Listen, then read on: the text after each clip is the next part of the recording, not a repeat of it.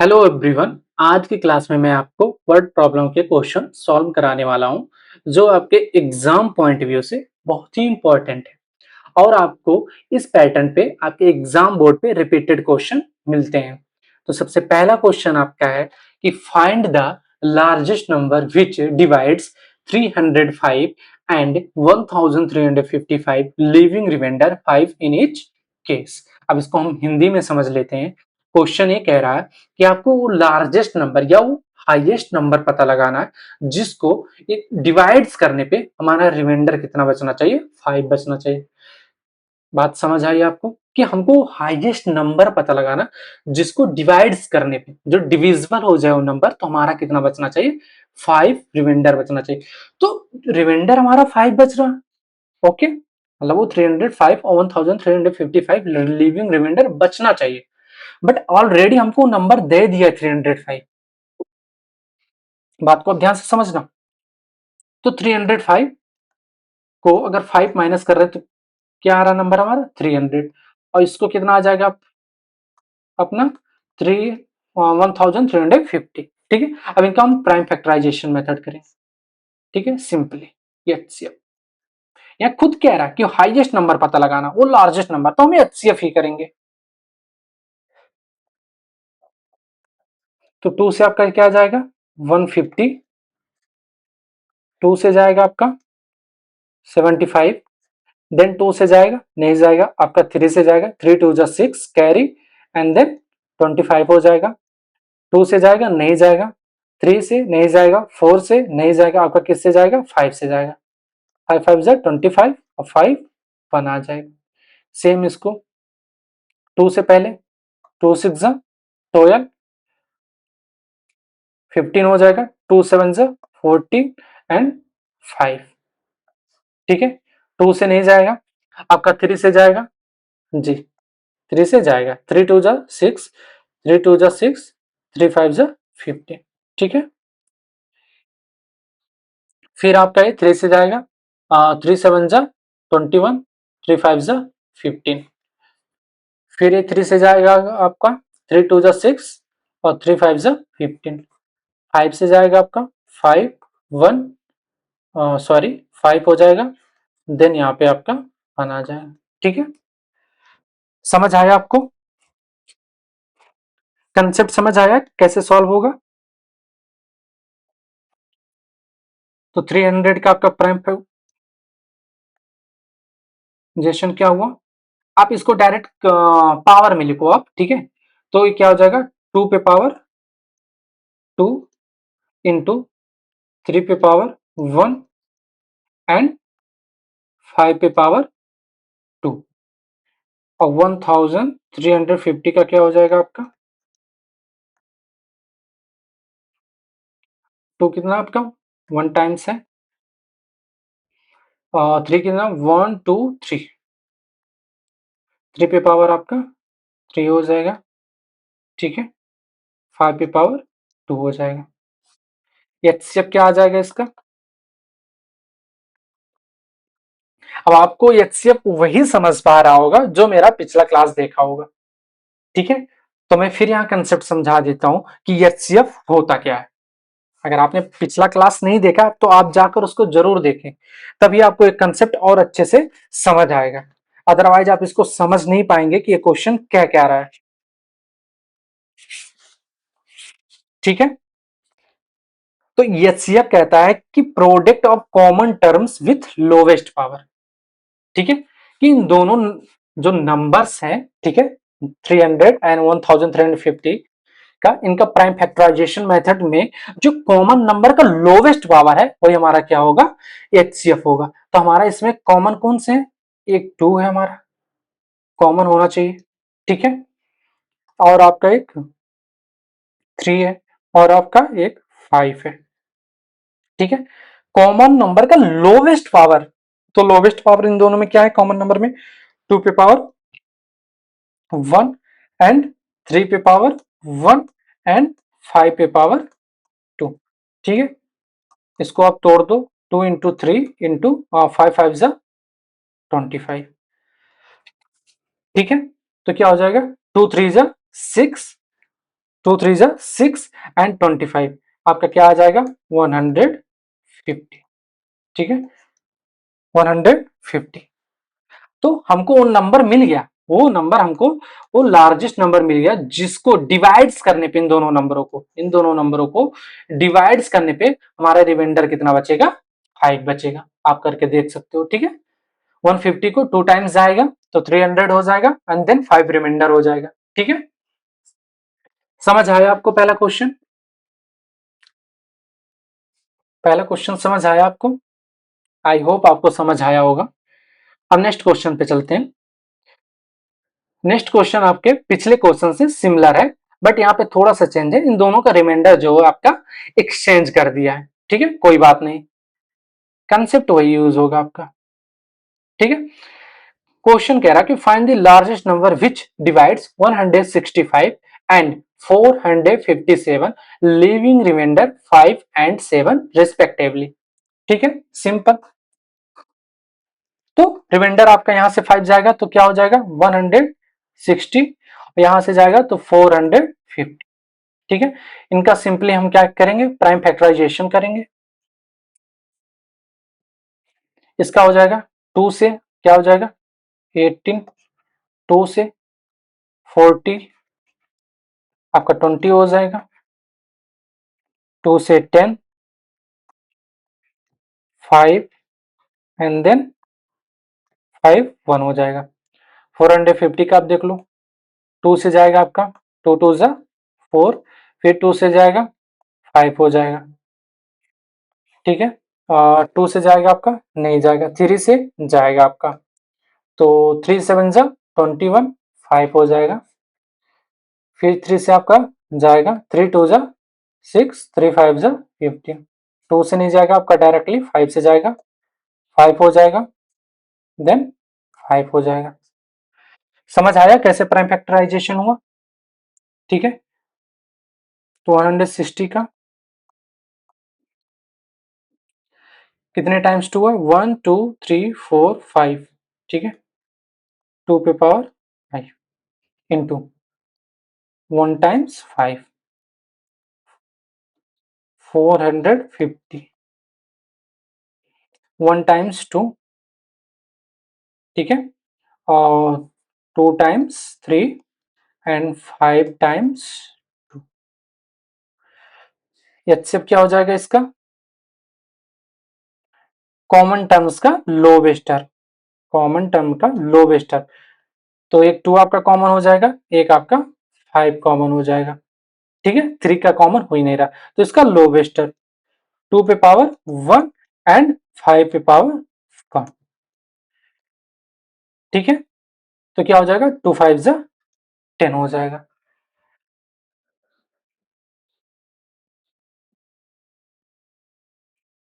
समझ आया आपको? क्वेश्चन समझ आया? तो इसका आंसर क्या हो जाएगा आपका 10 हो जाएगा। आप करके देख सकते हो आपका रिमाइंडर कितना बचेगा 5 ही बचेगा। जैसे 165 को अगर आप डिवाइड कर रहे हो ठीक है किससे ऑफ 10 से तो 10 1 जा 10 हो जाएगा। ठीक है 6 5 10 6 जा 60 एंड देन रिमाइंडर आपका क्या बचेगा। ठीक है तो हमको वो लार्जेस्ट नंबर पता चल गया जिनको डिवाइड करने पे इन दोनों नंबरों को क्या रिमाइंडर बचता है आपका 5 एंड 7। ठीक है आप इसको भी ट्राई करोगे तो आपका रिमाइंडर 7 ही आएगा। आई होप आपको समझ आया होगा। नेक्स्ट क्वेश्चन पे चले। स्क्रीनशॉट लेना है तो आप ले सकते हो।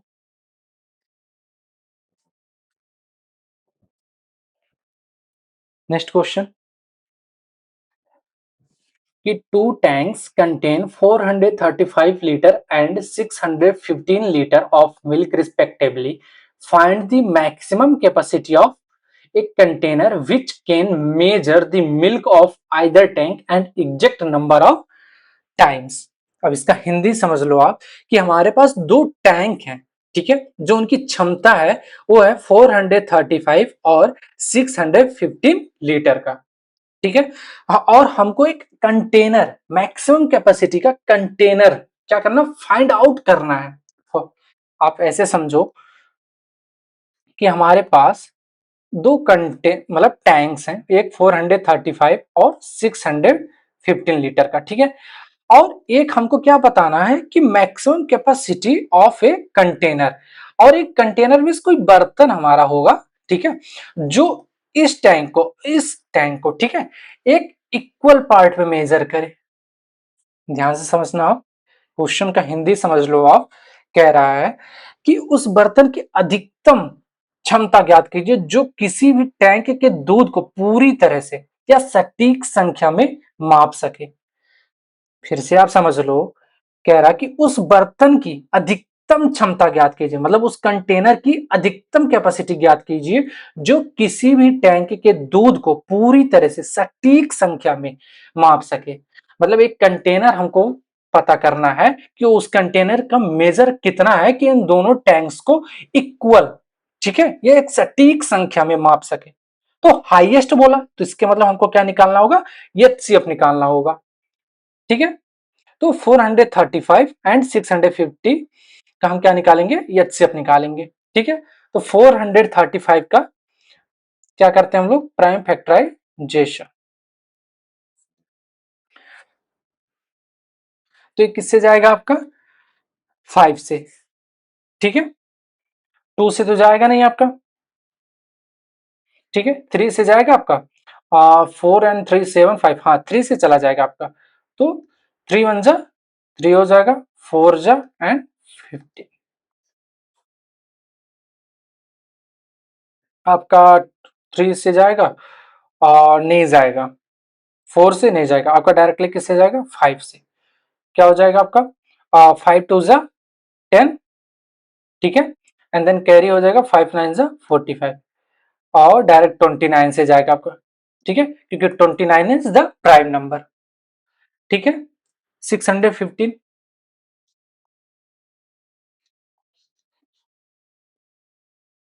3 से जाएगा, 3 2 जा 6, ठीक है।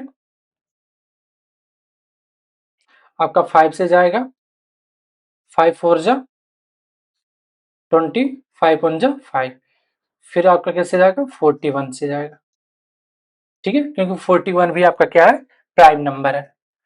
तो 435 का क्या हो गया आपका प्राइम फैक्टराइजेशन, 435 का हो गया आपका 3 इंटू 5 इंटू 29, ठीक है। एंड 615 का हो गया आपका 3 इंटू 5 इंटू 41, ठीक है। एचसीएफ कैसे निकालते हैं, कॉमन नंबर्स होने चाहिए, क्या होने चाहिए, कॉमन नंबर्स। इन दोनों में कॉमन नंबर क्या दिख रहा है हमारा, 3 एंड 5, ये हमारा क्या हो जाएगा, एलसीएम हो जाएगा, 3 5 जा 15। तो हमारा जो क्या मैक्सिमम कैपेसिटी ऑफ कंटेनर वो कितना हो जाएगा, 15 हो जाएगा, क्योंकि जो कंटेनर होगा ना वो 15 लीटर का होगा। बात समझ आया आपका, कि जो कंटेनर होगा हमारा वो 15 लीटर का होगा, जो इस टैंक को एकदम बराबर संख्या में क्या करेगा, मेजर करेगा। बात समझ आया आपको, वो कंटेनर की कैपेसिटी क्या होगी, 15 लीटर का वो कंटेनर होगा आपका, ठीक है। बात समझ आया आपको।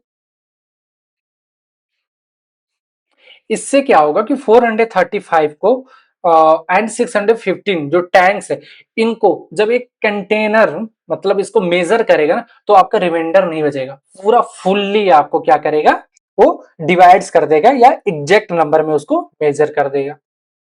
बात समझ आया आपको। नेक्स्ट क्वेश्चन पे चलें, ठीक है। नेक्स्ट क्वेश्चन आपका कह रहा है कि Rahul and Priya drive around a circular sports field, Rahul takes 12 minutes to take one around while Priya completes the around in 18 minutes.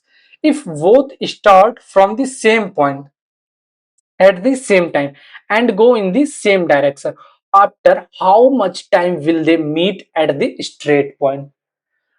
फिर से आप क्वेश्चन पढ़ लो। कि राहुल एंड प्रिया ड्राइव कर रहे हैं या around a circular sports field. ठीक है, राहुल एंड प्रिया एक वृत्ताकार खेल के मैदान में चक्कर लगाते हैं।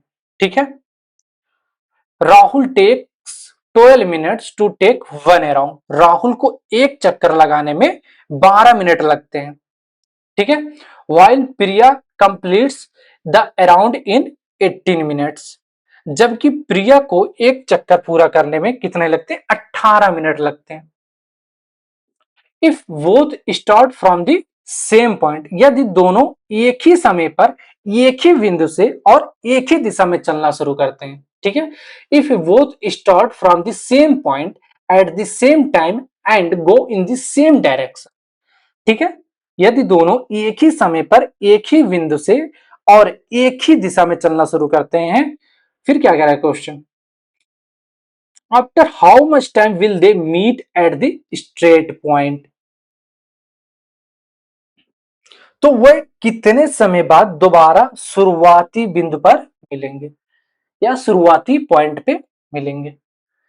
बात समझ आया कि राहुल जो था वो फील्ड का चक्कर लगाने में कितना मिनट्स ले रहा? 12 मिनट्स ले रहा, और वही प्रिया उस फील्ड का चक्कर लगाने में 3 मिनट्स ले रही है, मतलब 18 मिनट्स ले रही है। ठीक है, if both start the same point and the same time and the same direction, after how much time will they meet at the starting point. तो ये कह रहा है कि राहुल एंड प्रिया फिर किस समय पर सेम डायरेक्शन के पॉइंट पे दोबारा मिलेंगे। ठीक है, तो आप इस क्वेश्चन में ये कंफ्यूज हो रहे होंगे कि एचसीएफ निकालना है कि एलसीएम निकालना। तो सिंपल सा चीज है कि ऐसे क्वेश्चनों में जहां आपका टाइम ड्यूरेशन पूछा जाए, ठीक है, वहां पे आपको क्या निकालना होगा? एलसीएम निकालना होगा। ठीक है, जहां पे आपको टाइम ड्यूरेशन पूछा जाए कि कितने टाइम में कितना काम हुआ या कितने टाइम में पहुंचा। ठीक है, तो ऐसे क्वेश्चन में आपको डायरेक्टली एलसीएम निकालना होगा। बात समझ आया आपको? क्वेश्चन समझ आया? ठीक है, जहां टाइम को बार बार रिपीट किया जाता है ना, वहां पे क्या लगता है? एलसीएम यूज होता है। ठीक है, तो 12 एंड 18 का हम क्या निकालते हैं? एलसीएम। तो हो जाएगा 2 का आपका हो जाएगा 6,